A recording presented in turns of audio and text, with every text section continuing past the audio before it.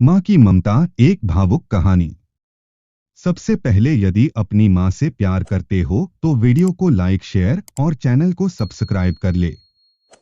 एक छोटे से कस्बे में समीर नाम का एक लड़का रहता था।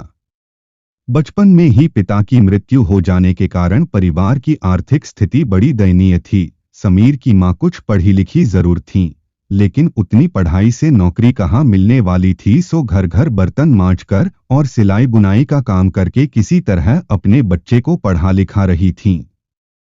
समीर स्वभाव से थोड़ा शर्मीला था और अक्सर चुपचाप बैठा रहता था। एक दिन जब वो स्कूल से लौटा तो उसके हाथ में एक लिफाफा था। उसने माँ को लिफाफा पकड़ाते हुए कहा, माँ, मास्टर साहब ने तुम्हारे लिए ये चिट्ठी भेजी है, जरा देखो तो इसमें क्या लिखा है। माँ ने मन ही मन चिट्ठी पढ़ी और मुस्कुराकर बोली, बेटा, इसमें लिखा है कि आपका बेटा काफी होशियार है।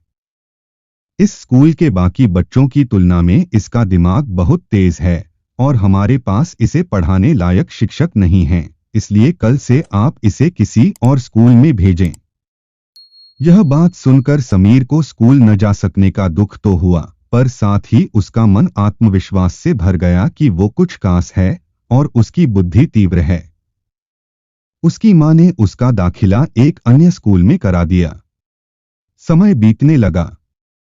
समीर ने खूब मेहनत से पढ़ाई की। आगे चलकर उसने सिविल सर्विसेज परीक्षा भी पास की और एक आईएएस ऑफिसर बन गया। समीर की माँ अब बूढ़ी हो चुकी थीं और कई दिनों से बीमार भी चल रही थीं और एक दिन अचानक उनकी मृत्यु हो गई। समीर के लिए ये बहुत बड़ा आघात था। वह बिलख बिलख कर रो पड़ा। उसे समझ नहीं आ रहा था कि अब अपनी माँ के बिना वो कैसे जिएगा। रोते रोते ही उसने माँ की पुरानी अलमारी खोली और हाथ में उनकी माला, चश्मा और अन्य वस्तुएं लेकर चूमने लगा। उस अलमारी में समीर के पुराने खिलौने और बचपन के कपड़े तक संभाल कर रखे हुए थे। समीर एक एक कर सारी चीजें निकालने लगा और तभी उसकी नजर एक पुरानी चिट्ठी पर पड़ी। दरअसल ये वही चिट्ठी थी जो मास्टर साहब ने उसे 18 साल पहले दी थी। नम आंखों से समीर उसे पढ़ने लगा। आदरणीय अभिभावक, आपको बताते हुए हमें अफसोस हो रहा है कि आपका बेटा समीर पढ़ाई में बेहद कमजोर है और खेलकूद में भी भाग नहीं लेता है।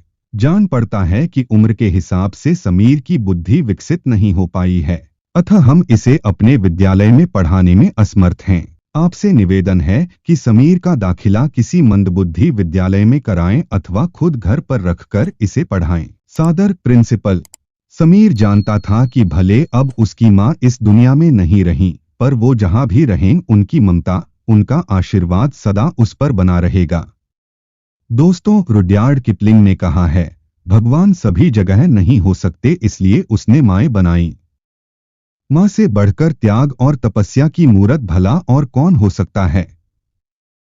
हम पढ़ लिख लें, बड़े होकर कुछ बन जाएं, इसके लिए वो चुपचाप ना जाने कितनी कुर्बानियां देती है। अपनी जरूरतें मारकर हमारे शौक पूरा करती है। यहाँ तक कि संतान बुरा व्यवहार करे तो भी माँ उसका भला ही सोचती है। सचमुच माँ जैसा कोई नहीं हो सकता।